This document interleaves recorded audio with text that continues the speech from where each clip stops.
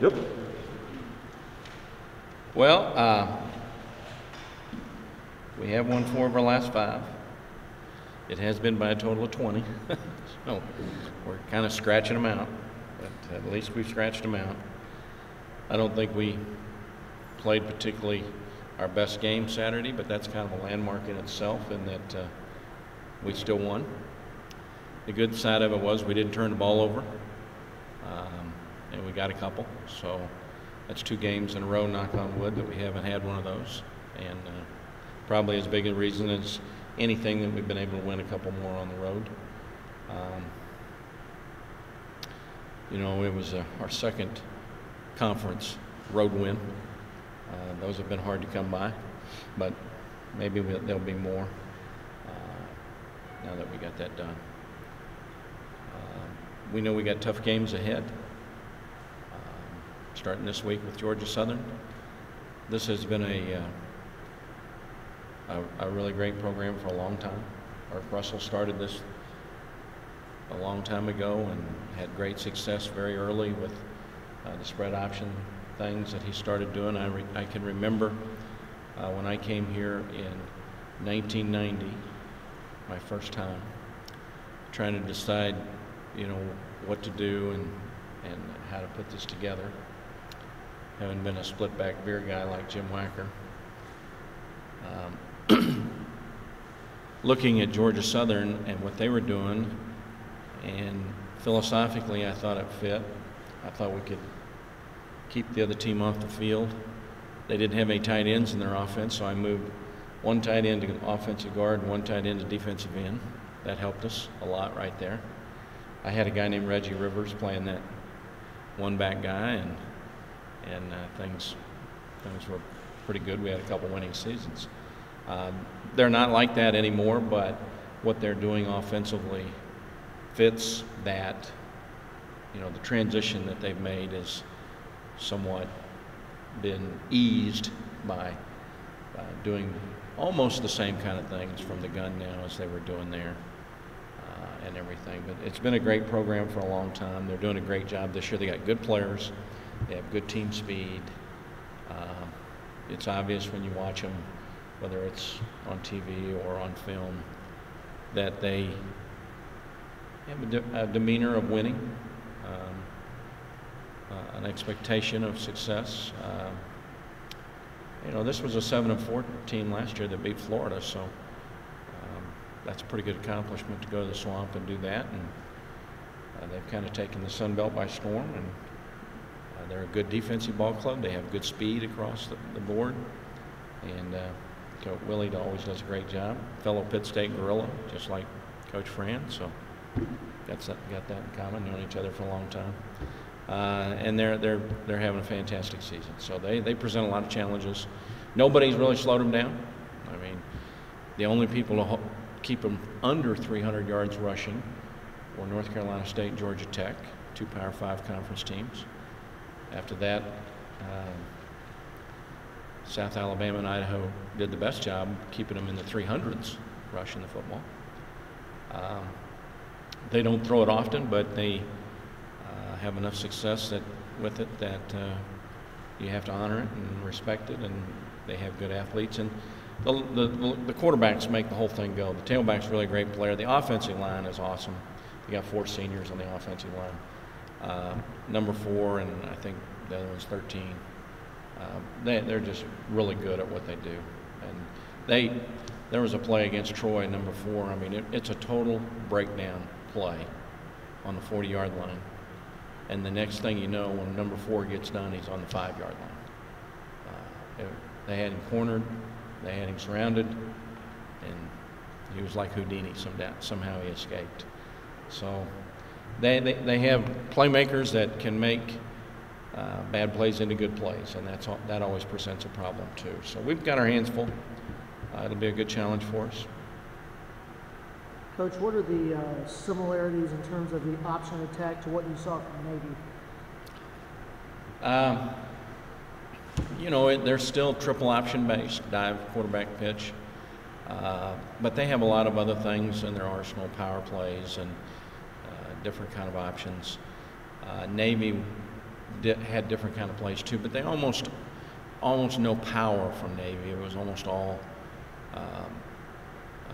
some kind of double or triple option type of play, and they've got a counter, they've got a power play, they've got different things that they can rely on that they do very well too.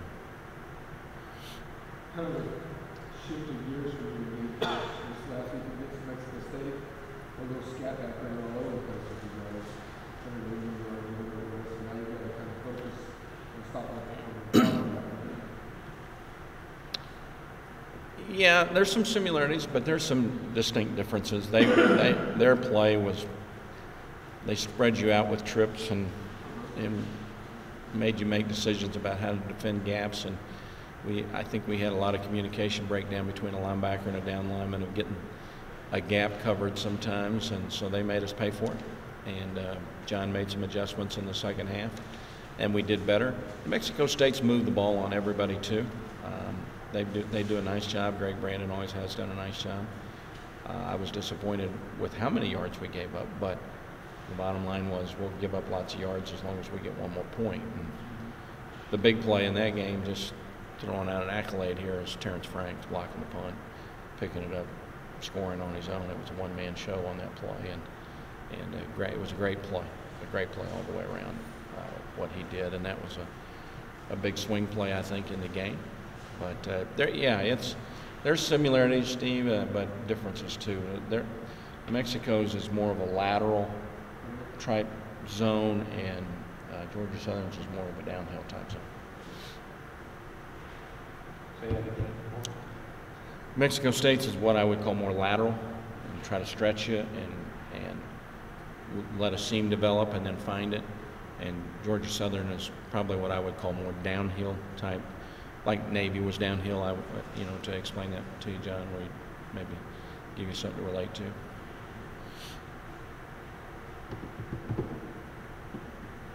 saw what Navy did in Notre Dame.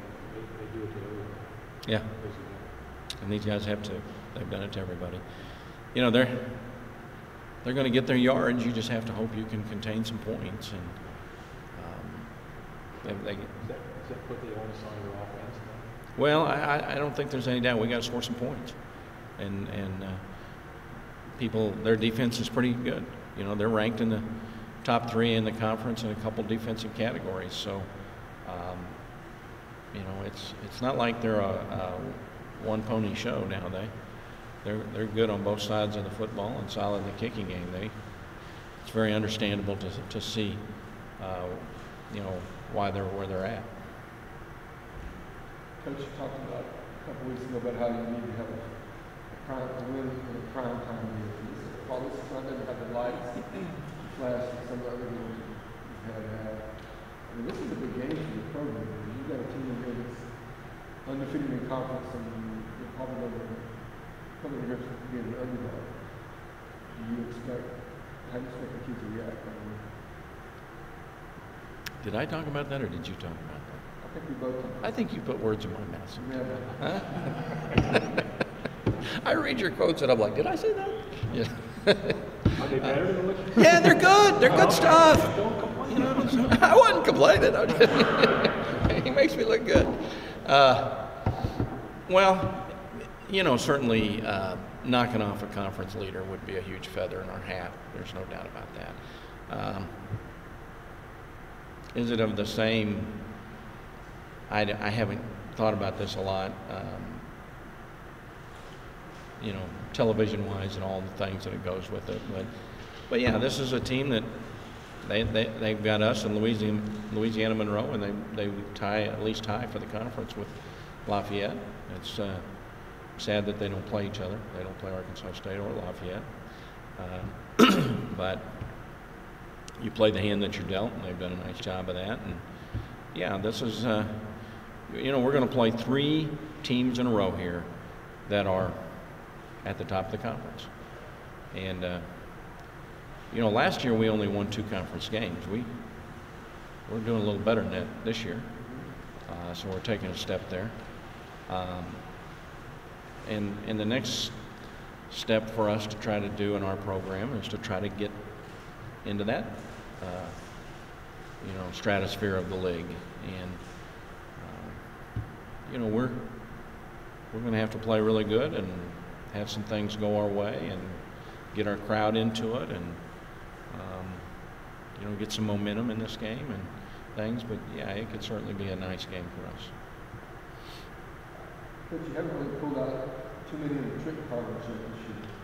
You've been holding those close to the vest. You're saving that for the last quarter of the year. Well, we go into every game with one or two, and we you couldn't tell it Saturday. We ran our what you call jet sweep, and we had a pass call on it, but they didn't bite, so we didn't throw it. So we've called 2 or 3. That's just the option to execute what you guys. And against Monroe, we threw a double pass. We threw it to Randy, and then he threw it. So we've done a few things, but we always have to have some ways to do those things. It's just when the right time, and we actually ended up running Randy's from the right hash going left for the right-handed guy. And the good thing about Randy's a former quarterback, so he knew to turn his shoulders and be ready, and he made good decisions both weeks. Unfortunately, against Monroe, we got a holding penalty got called back. But would have been nicer to get him on the left hash, so he could have just gone right, been a little easier to throw for him. Speaking of Randy, Tyler was kind of talking about how that's he was giving the ball. It's a bigger guy to run, and sort of present a different challenge on defense. Do you kind of see him like that? I mean, he had some, I think he had 60, 70 yards last week against Penn State. Yeah, Randy did a great job. He's a different, obviously CJ's a little bit more the little scat back type, and Randy's a little bit more punishing.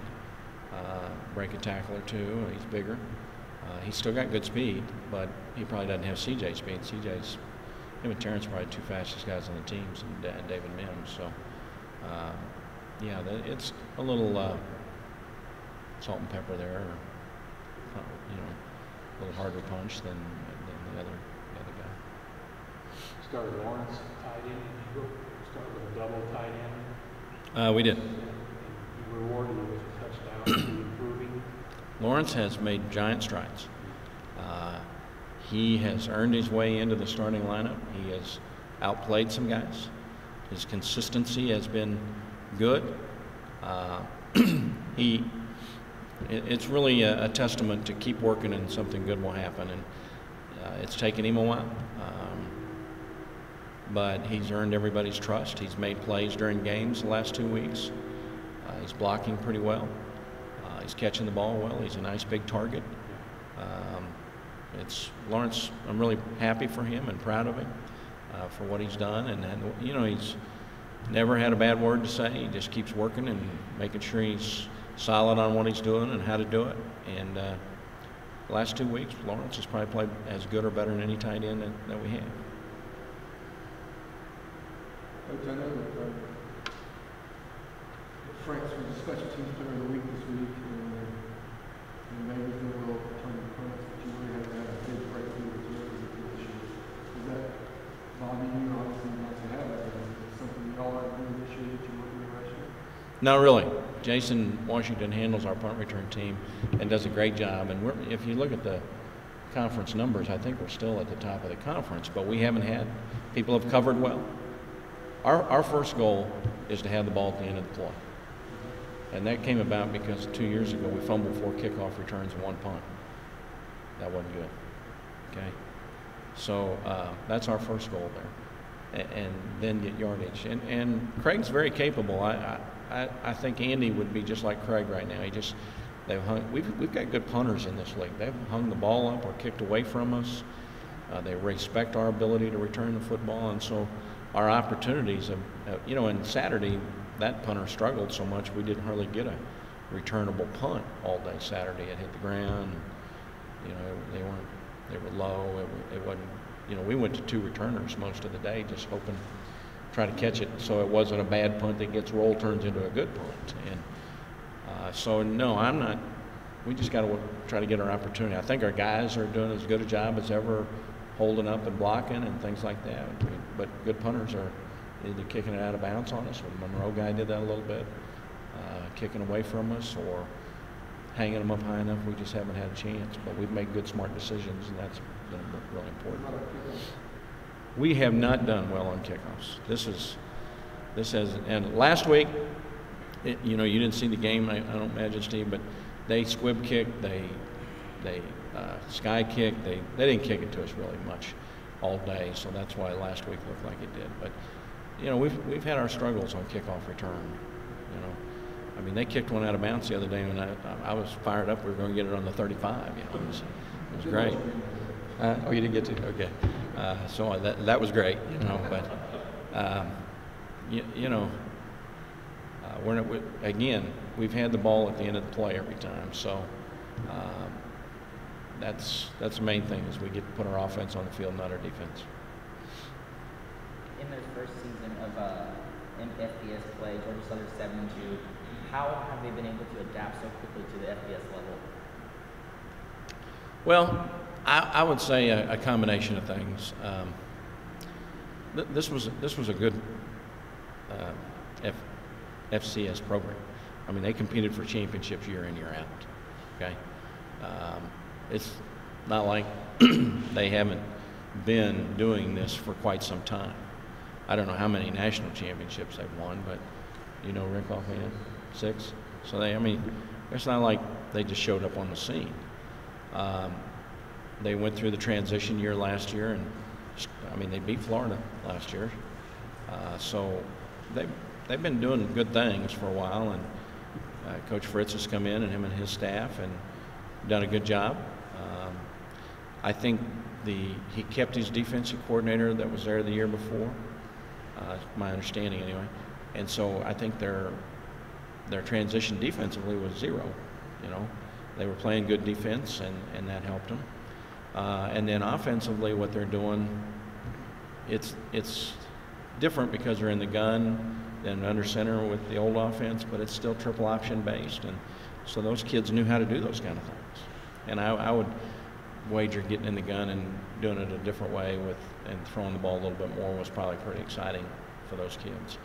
So it's a combination of a lot of things. You know, they got off to a good start and got rolling, and they've got good athletes, good speed, and they're doing a nice job. Coach Tyler ran for 82 yards this week, which is Patrick was the best thing to do. Is part of the strategy the rest of the way to have him run the ball more, or you just going to take it what they're giving, and how they're going to do about You know, no, it's not that. You know, it just turned out that way. Sometimes, you know, when you run a read option once in a while, the quarterback's going to keep it. We ran a power flow zone the other day and called for him to keep the ball, and they were running outside on us, so it worked well. He's made some nice runs. I mean, it's an element that's, I think, always present with us, and just the last couple of weeks has probably been utilized a little bit more just because of the things they try to take away or try to do. You know, their choice of who's going to carry it between Terrence or Rob or Tyler sometimes, things like that. Georgia Southern has held 8 of their 9 opponents in 200 yard rushing. I was just wondering how the Bobcats planning on attacking that win because of Robert Rowe transferring to the college campus. Well, you know, we may be the best rushing team they've faced since Georgia Tech. I haven't looked at that real close, but we're going to have to do what we do and try to do it well. Our line's going to have to play well. Our backs and quarterbacks are going to have to play well. They're going to have to play physical. We're going to have some success running the football for us to be competitive in the game. You know, have a chance. We can't change our personality. You know, and we're probably going to have to strive for some balance in this game because they have been pretty good against the run. I know that you had briefly mentioned that y'all were trying to, I guess, motivate the fans to come out and kind of do right by them. How big of a of an impact do the fans have on, I guess, player performance and the team in general? Big. I think our players feed off our fans, and maybe vice versa, but I know that it means a lot to our guys when we have a crowd behind them. Playing at home is very helpful. You know, the old adage in coaching is the home field's worth 7 points, and, you know, we have to play well and get the crowd into it for it to be worth that. But it's always, I mean, we have been very good on the road team this year. We've won on the road now 3 times and very nearly beat Illinois, which we haven't been able to do those kinds of things here.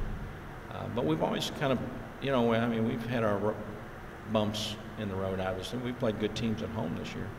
This is another one. But the home field's always meant a lot to our guys. It means a lot for the students to be there. I think they feel